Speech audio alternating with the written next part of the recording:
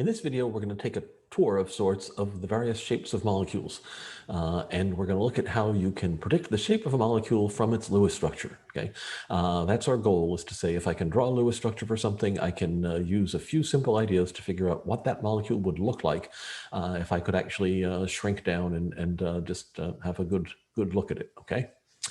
When we do this, we're going to talk about two things. We're going to talk about the orbital orientation and the molecular geometry, or the molecular shape. Okay, some textbooks will refer to these two things. The first one is the electronic geometry, and the second one is the molecular geometry. Okay, so if you've seen those words, maybe in an AP Chem class or something like that, these are the same things. The shape of the molecule, when I use the word molecular shape or molecular geometry, I'm talking about the shape that is based on the position of the atoms. Right. The reason for that is, I mentioned in the previous video that the way we can know the shapes of molecules is by watching how the molecule rotates. Okay, and so measuring its moment of inertia. And so when I do that, the only things that matter are the places where masses are. Right, and so if I have a lone pair of electrons, for example, that doesn't contribute any meaningful mass, and so those are not going to show up in my measurement of the shape. So typically, if I can draw my Lewis structure, I can look at my central atom, I can think about what kind of hybridization it should have, those hybrid orbitals we talked about in the last video. If all of those orbitals are being used for bonds, meaning if my central atom does not have any lone pairs, then my molecular geometry will match the arrangement of the orbitals. Okay, methane that we looked at in the other video was an example of that, right? I made that set of sp3 orbitals. I put hydrogen bound to each one of them, and so I didn't have any lone pairs on the carbon. And when I said the orbitals were in a tetrahedral geometry, then the molecule was also. If my central atom has one or more lone pairs on it, then the molecular shape will be different from the arrangement of the orbitals. And we'll look at examples of that for different central atom geometries in the slides coming up. To do this, again, I alluded last time to the idea of the Steric number, and I'm realizing my slide is missing an L there. So let me just write in an L so it doesn't bother me to look at that as much. It's handy for doing this, at least I think it's handy, to describe the central atom by characterizing it with this Steric number. The Steric number is equal to the number of atoms attached to the central atom plus the number of lone pairs, okay? If there's anything in here that causes any confusion, right, it's that this one is atoms attached, right? And that is not necessarily the number of bonds. Right. As an example, if I take the Lewis structure for CO2, which we've seen before when we were taking up Lewis structures, it looks like this, right? My carbon atom in the center is attached to two atoms, and it has no lone pairs. So here its steric number is 2. Okay, the fact that there are 4 bonds coming out of my carbon is not relevant to this this particular determination. Okay, it's easy to do this. That steric number is never going to be bigger than 6, right? 6 is the weird case. If I have something like SF6 was in my Lewis structure examples in that video, then I'd have a steric number of 6. Okay, but you won't have one bigger than that, and so it's just a simple counting scheme. Just remember you're counting atoms attached and not counting bonds. Okay, throughout the slides here, we're going to use that steric number idea. If I have steric number of 2, that means I have sp hybrid orbitals, because those are the ones that come in a group of 2, right? Sp, that's s1p1, 1 plus 1 is 2, so I get 2 of them. If I don't have any lone pairs on my central atom, CO2, whose Lewis structure I just drew a second ago, is the example, and there's a little illustration of a CO2 molecule there. And just like in that picture, the atoms are all in a line, right? Again, our Lewis structure, quick reminder, looked like this. I won't draw the lone pairs on the oxygen this time. Those double bonds are represented here by the fact that there are pairs of sticks in there, right? So this is my carbon and the 2 oxygens on the end. If my carbon atom, if my central atom did have a lone pair here, that means I'd only have 2 atoms, right? If I drew just what, CO would be an example of that, I guess, which looks like this. But if I only have 2 atoms, I don't really get a chance to have a shape, right? 2 points can't not be on a line. So a diatomic molecule is always, the 2 atoms are always on a line. It's linear. It can't be anything else, right? I can't take 2 points and somehow have them not be collinear. The 3-atom molecule, CO2, here it does tell us something to say it's linear. That means all 3 atoms are in a line, right? That wasn't necessarily required. And again, we can tell that because we can watch when that molecule rotates, that we can see that its moment of inertia is consistent with the atoms being in a linear arrangement like that. If my steric number goes up to 3, then I have cases like this, okay? And the figures I have here with the dashed lines in there are a little bit strange, but I'll try and explain that, okay? Steric number is 3. That says I have a combination of 3, either atoms attached or lone pairs. The ones that come in groups of 3 are sp2 hybrids, right? Again, s1p2, add those together, you get 3. If there are no lone pairs, I would get things like this. BF3 is a weird structure because the boron only has 6 electrons because boron is small and doesn't have enough valence electrons to do anything more than that. So that one looks like that. It's a strange looking Lewis structure because it doesn't follow the octet rule. NO3 minus we've seen before, right? And NO3 minus, the structure, there's resonance structures. I'll just draw one of them. Like that, and then there's 2 other resonance forms with the double bond wandering around those positions, right? In this picture, this is meant to be NO3 minus up here. The dashed lines there are sort of meant to represent that 4th bond being spread out across all 3 positions. That's a somewhat peculiar way to illustrate the resonance idea. But this shape is called trigonal planar. Trigonal because the atoms, the oxygen atoms here are pointed towards the corners of a triangle, an equilateral triangle, as it turns out, right? And planar because all 4 atoms sit in a plane together, right? I can't see that here. I will post on the eCampus page links to a couple of sites where there are some online models you can get on a web page and be able to like twist the models around and look at them because that's kind of handy if you're not really comfortable with the shapes. If you're having a hard time visualizing them, that can help a lot, okay? If I have a lone pair, a couple of examples of that, ozone would look like this. Ozone is O3, and its Lewis structure would look like this. Again, there's a resonance structure where the double bond goes on the other side. NO2 is a strange looking structure, which we've also seen before, right? It also would have resonance. What's weird about NO2 is that it has just a single electron there instead of a lone pair. But that single electron still needs to be in an orbital. So for a steric number, that's still steric number 3. It counts kind of like it was a lone pair, right? This shape here represents, could be either one of those, I guess, if we don't mind that the atoms are different colors, and that's weird if I call it O3. And again, the dashed line there kind of represents the idea that the double bond in both cases would be sort of spread out across both sides, right? So both of my bonds on either of those structures, either the O3 or the NO2, they're sort of 1.5 bonds on both sides and not a single bond and a double bond. That molecule, again, we call it bent. It's 3 atoms, right? So if you have only 3 atoms, your shape can only be linear or bent. Either the 3 atoms are in a line or they're not, right? In this case, they're not. The bend in this case, I would expect the angle of that bend to be somewhere near 120 degrees, right? Because it's got these sp3 hybrid orbitals, so the starting point angle is 120 degrees. Somewhere in the fine tuning of this model, it turns out the angles usually turn out to be a little bit smaller than 120 degrees because the lone pair actually pushes the bonds away from it somewhat. That's not terribly important for your purposes in this course, but that is something that is observable if we measure the bond angles, okay? If I had steric number 3 and I got to having 2 lone pairs, I would again be down to having just 2 atoms, and then I don't get a shape anymore. So that's why that's not on the list. You can see the number of possibilities goes up as I go up in my steric numbers. Steric number 4 we touched on a little bit before because that's the case for methane, right? The sp3 hybrid orbitals. Excuse me. So I have my orbitals in this tetrahedral arrangement, okay? Again, the tetrahedral arrangement means this shape here. One way to describe that shape is if you started off with a cube, if you put your central atom at the very center of the cube, pick 2 diagonally opposite corners on the top, and then rotate and pick the other 2 diagonally opposite corners on the bottom. Those 4 points would be where the hydrogen atoms would go, say, if the carbon atom was right at the center of the cube. If you draw that shape out and do trigonometry, you can prove that the angle is 109.5 degrees if you're really bored, or you could take my word for it.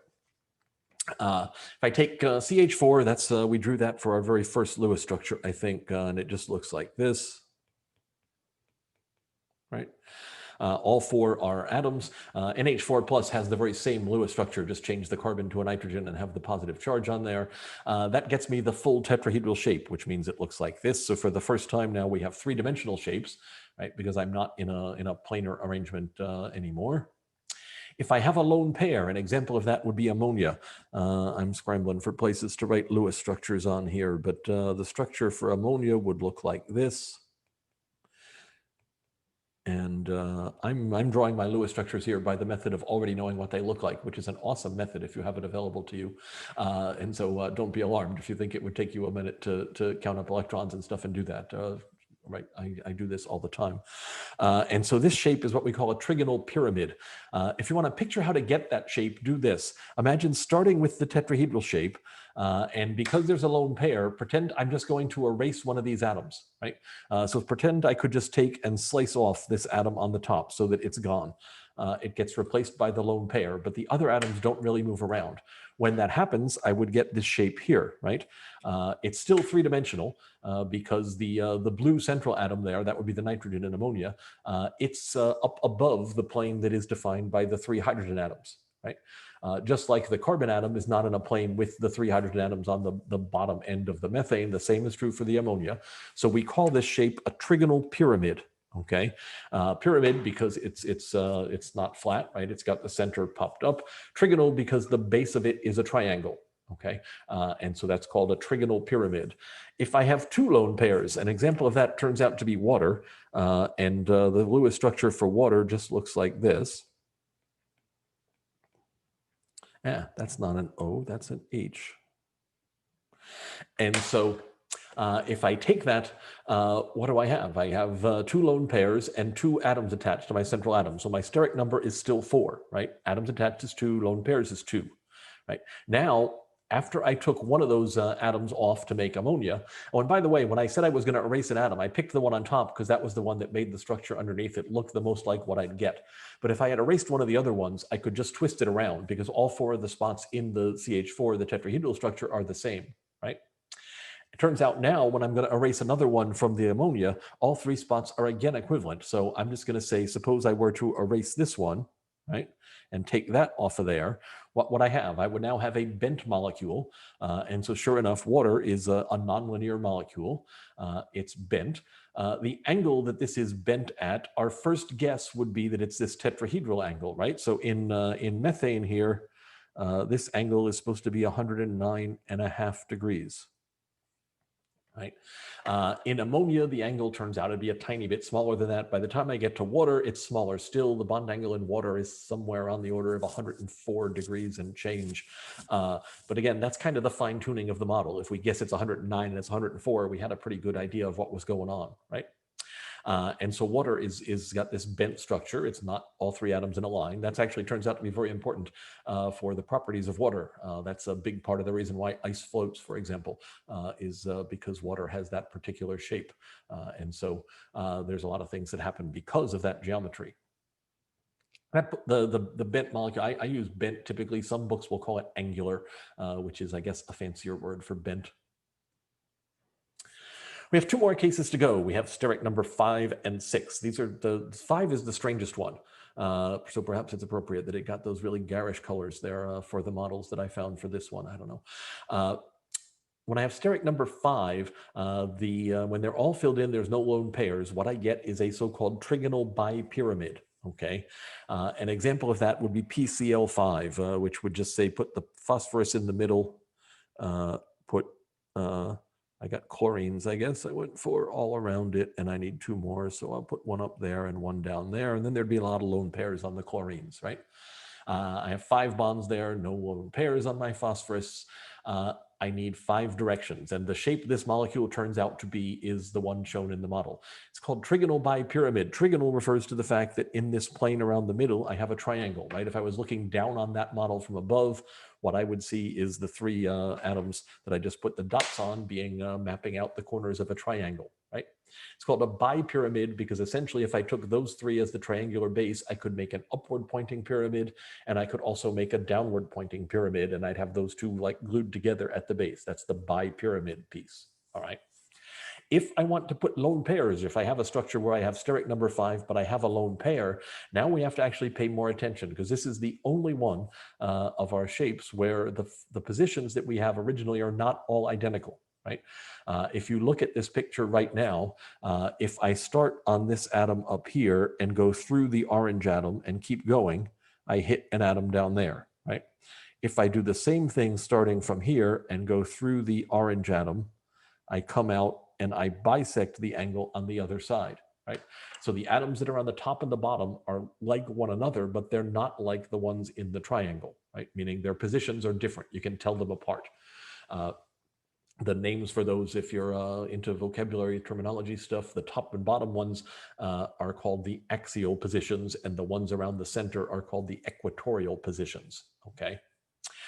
So if I put a lone pair in there, we got to decide which position it's going to go in. Okay, and I'll show you what happens, then we'll talk about why.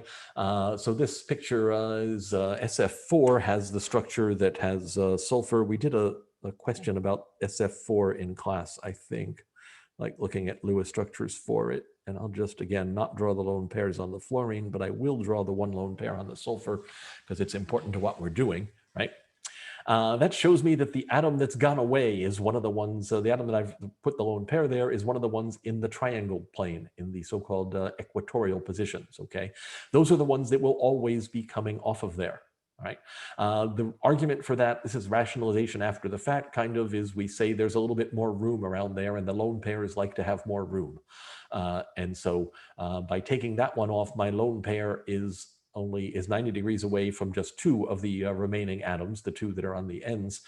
If I took away the one, if I had taken away this one, then my lone pair would be at 90 degrees from 3 remaining atoms. And so again, the reason we know that that's the one that goes off is because we can measure the shape. So this is the shape that SF4 has. It is always referred to as the seesaw shape. And though I tried to orient the figure there in a way that makes that clear, right? So if this is your fulcrum, kind of your pivot point, then the 2 on the ends here, these are the seats on your seesaw, and you can imagine that thing just rocking up and down. That's why it's referred to as a seesaw geometry. If I have 2 lone pairs, what happens is another one of those from what was originally the triangle comes off. When that happens, I'm left with something that is T-shaped. If I go up to 3 lone pairs, I'm down to having 2 atoms and 2 of the original 5 around the outside, 2 atoms bound to my central atom, and then I have a linear shape. You'll notice that the examples that I have here, ClF3 and I3-, they're getting more obscure. There aren't a lot of things that have these somewhat peculiar geometries, okay? But we are putting them on the list for completeness. Finally, our last steric number is 6. And so we're getting near the end of our tour. At 6, I have the octahedral shape. And the fact that 6 makes octahedral tends to bother people, as octahedral sort of seems suggestive of 8, right? So SF6 has that shape. That's just sulfur in the middle, 6 fluorines attached by single bonds. So there's 6 atoms attached and no lone pairs on the sulfur. If I look at this shape over here, it's just the sulfurs in the middle, and imagine putting the fluorines at opposite sides of X, Y, and Z axes, okay? So that shape is chock full of right angles. It's a very nice and symmetric looking shape. It's called octahedral because, again, if we put the triangular faces on, so if I took, say, this set of 3 fluorines and drew a triangular face there, then took a set over here and so on, and did all of those, there'd be 8 possible sets of 3. And when I put them all on there, I'd have a regular octahedron, the solid that I would get. And that's why it's called that shape. In this shape, all the positions are now equivalent, right? So if I'm going to take one atom away and replace it with a lone pair, it doesn't matter which one I take. It looks a little different at first, but if we just rotate it, right? So if I drew the picture here, like this one is oriented like we took off the bottom, right? But if I had taken off this one first, then I could have just rotated it so that this guy over here would have become the top, right? And I'd get to the same shape. If your 3-dimensional visualization is good, then this stuff will make sense to you a lot more easily. And again, I'll post a link in eCampus to some pages where you can get manipulatable models online that you can just sort of drag around with the mouse and look at the shapes if you have a hard time picturing them, okay? If I have a second lone pair, again, we want to get the lone pairs as much room as possible. And in this case, that means we want to put them far away from each other, which means I want to take off this one next. So I get to a square planar shape, which looks like that. Okay. I don't think I have an example in the slides. If I had 3 lone pairs, I would be back to a T-shape because that's what I would get no matter what I took off from here. You'll notice by this one, I've got xenon tetrafluoride as my example molecule, again, proving there aren't a whole lot of molecules that have this shape. Right? To get to this steric number of 6, remember, I need a pretty big central atom, right? I need something that is large enough to be able to accommodate having that much electron density around it. And so I have things like here where I've got relatively sizable atoms at the center of my structures. All right, that concludes our look at molecular shapes. A lot went by there pretty fast, so you may well want to take a look at some of those other models or look at the figures in the book. There's a big table at the back of the chapter, and I'll try to explain in class ways that you can avoid feeling like you need to memorize that whole enormously long table.